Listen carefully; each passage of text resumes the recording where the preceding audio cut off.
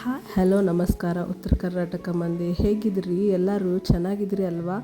ನಿಮ್ಮ ಕೂದಲ ತುಂಬ ಉದುರಾಕತ್ತಾವೇನ್ರಿ? ಬನ್ನಿರಿ, ಹಾಗಾದರೆ ನಾವು ಮನೆಯಲ್ಲಿ ಶಾಂಪೂ ಮಾಡೋದು ಹೇಗೆ ಅಂತ ನೋಡೋಣ. ಫಸ್ಟು 50 ಗ್ರಾಮ್ ಶೇಂಗಾಕಾಯಿ ಮತ್ತು ಅದಕ್ಕೆ ಆಮ್ಲ 50 ಗ್ರಾಮ್,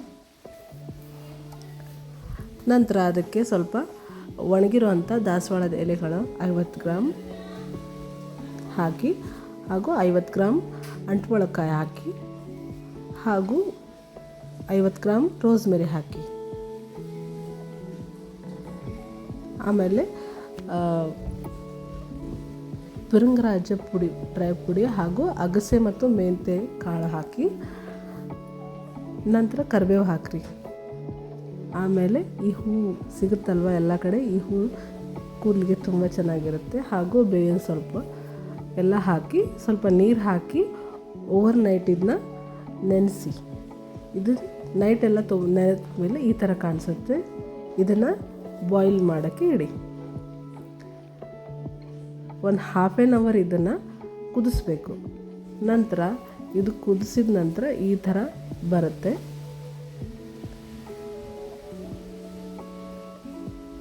ನಾವು ಹೊರಗಿನ ಕೆಮಿಕಲ್ ಶ್ಯಾಂಪೂ ಯೂಸ್ ಮಾಡೋದಕ್ಕಿಂತ ಈ ಥರ ಮನೆಯಲ್ಲೇ ನಾವು ಶ್ಯಾಂಪೂನ ರೆಡಿ ಮಾಡ್ಕೊಳ್ಬೋದು. ಆಮೇಲೆ ಇದನ್ನ ಈ ಥರ ಜಾರಲ್ಲಿ ಸೋಸ್ಕೊಳ್ಳಿ.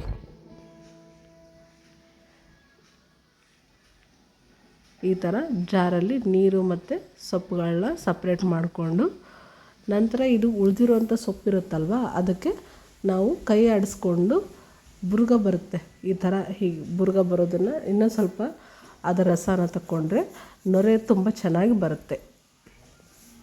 ನೋಡಿ, ಈ ಥರ ಅದನ್ನು ಸೋಸ್ಕೋಬೇಕು.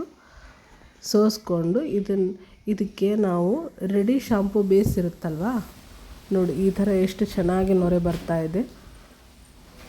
ಈಗ ಹಿಂಡಿ ಇದನ್ನು ತೆಗಿಬೇಕು. ರೆಡಿ ಶಾಂಪೂ ಬೇಸ್ ಜೊತೆಗೆ ಈ ಶಾಂಪೂನ ಮಿಕ್ಸ್ ಮಾಡಿಕೊಂಡು, ನಮಗೆ ಎಷ್ಟು ಕ್ವಾಂಟಿಟಿ ಬೇಕು, ನಮ್ಮ ಹೇರ್ಸ್ ಎಷ್ಟು ಕ್ವಾಂಟಿಟಿ ಇರುತ್ತೆ ಅಷ್ಟು ಕ್ವಾಂಟಿಟಿಗೆ ನಾವು ಇದನ್ನು ಹಾಕ್ಕೊಂಡು ಕಲಿಸ್ಕೊಂಡು ಶಾಂಪೂ ಮಾಡಿಕೊಳ್ಬೇಕು. ಕೂದಲು ಉದುರೋದು ಕಡಿಮೆ ಆಗುತ್ತೆ. ಕೂದಲಲ್ಲಿ ಕೆರೆತ ಇರುತ್ತಲ್ವ, ಅಲರ್ಜಿ ಆಗಿರುತ್ತೆ, ಬೇವಿನ ಸೊಪ್ಪು ಅದೆಲ್ಲ ಹಾಕಿರ್ತೀವಲ್ವ, ನಮಗೆ ಅದು ಕಮ್ಮಿ ಆಗುತ್ತೆ.